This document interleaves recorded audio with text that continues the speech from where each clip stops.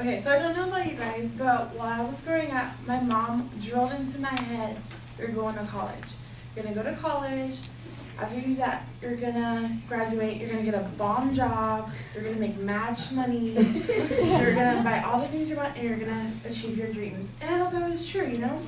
And then I got my bachelor's degree, and 6 months later, I got that call from Sally Mae, and I heard how much I owed. Student loans will forever haunt me. So, an economist named Anthony Orlando stated that the American student loan debt right now is double the amount of credit card debt combined in America. So I feel like that is crazy, and that we should just, forgive all the student loans, right? So what I'm going to talk about today is the current student loan crisis, the benefits of forgiving, as well as the criticisms behind forgiving them, and then the solutions on the criticisms. So right now, in an article by Lisa Schmeiser in the Business Insider, she stated that 40 million Americans right now owe student loans, and 7 out of 10 college graduates leave college with an average of $37,000 of student loans. That's in total, it's $1.3 trillion, and for an average of 30 to 40 years of repayment for the loan, which I think is crazy, because one 4-year degree has such a huge impact on our financial lives. So, since we know about how much in debt we are, let's talk about the benefits of forgiving all those debts. The number one factor that I saw would be a boost in economy. So, as in a lot of magazines on Facebook, there's people saying millennials are ruining this. We're ruining the restaurant company, the paper companies, the napkin companies. All these companies are blaming the millennials for their downfall. And they're blaming it on our laziness or us buying too many avocado toast. You know what I mean? But they don't understand that we're broke.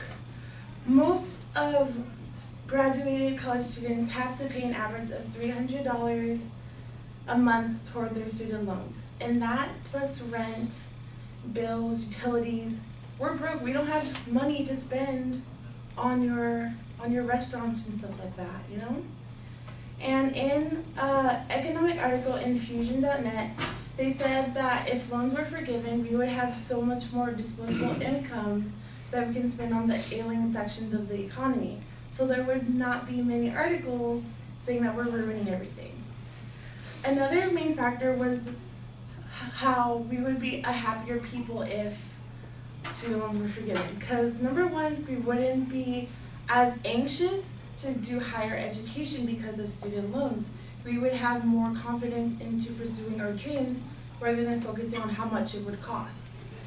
And another thing is that our stress levels rise when we start getting calls from Sally Mae saying that we owe this much, when are you gonna start paying, and stuff like that. So now that we hear the benefits, let's talk about the criticisms, because of course there are some. And the most common one was about the past debt that has been paid. They want to know if they're going to get their money back. And an analogy by Dr. Sonia Gooding stated that, try to make it seem compared to the healthcare system in Europe. There were people paying for their healthcare in Europe, and then they had universal healthcare and they didn't have to pay anymore. The main point was they were bettering the future generations of their people. And I feel like that's what we need to think about rather than ourselves, but our children and our children's children being able to pursue their dreams and not think about the cost involved. Another criticism was that forgiving student loans would just be a temporary fix to a larger problem, talking about financing the schooling institutions. What they don't see is by a student department expert stated that the total household income is $60 trillion. And the top 1% of the top 1% of the population in the United States makes $42 trillion of that. That's 45% of the total household income. And if we just tax 1% to the top 1% of America, we would have $2.5 trillion of $2.5 trillion, which is double the amount of total student loans that we have in 5 years. And the last criticism that I saw was that there were already programs that exist to help forgive our student loans. And the most common one was the public service loan forgiveness program. But the thing is, it only forgives the federal student loans. And for a lot of kids, the federal loans don't totally cover the institutional cost of going to school. They have to take private loans. And even if they do the program, they're still stuck with those private loans after the public service loan forgiveness program. And another thing with the program, you have to stay within that job for 10 years. You don't have the ability to go from job to job and find what you really want to do in life. So although there are criticisms about forgiving student loans, I feel like the benefits outweigh the critiques. And I think that, and I hope that you also think that student loans should be forgiven altogether.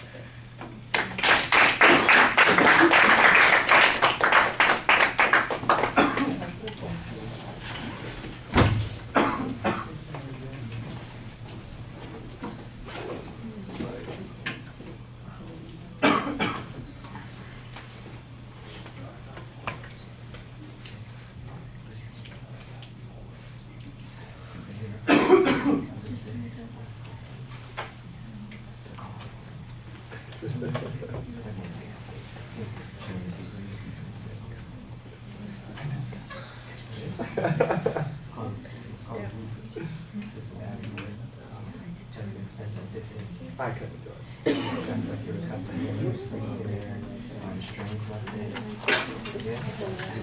All right, Mel, what'd you think?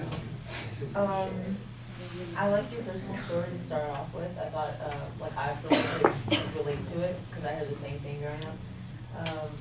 Also, I think the phrases that she used and the language, the lingo was, it was fun for us. So we understood, we knew what you were talking about, us millennials, so it was really engaging. Your energy is definitely there and it keeps us, like I said, engaged. I think your topics was good. I don't think any of us have gone through it yet, but I think we can see where you're coming from, and I think you made a good point. You definitely know your material and you're confident up there. And I think in terms of organization and your structure, I think that was pretty well. I heard a preview and I feel like you followed it well. So good job.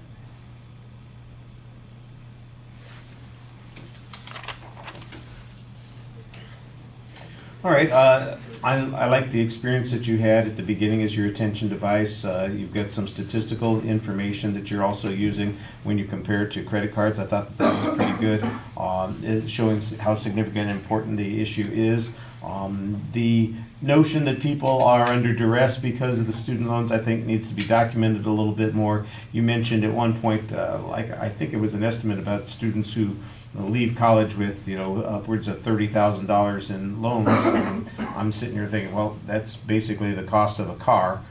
So why is that so much more significant than anything else that's going on? And you need to give us a perspective on this. Maybe the difficulty, for instance, at the income level that students are starting out with when they graduate, and the difficulty that's going on there, or maybe the interest rates are problematic, something along those lines.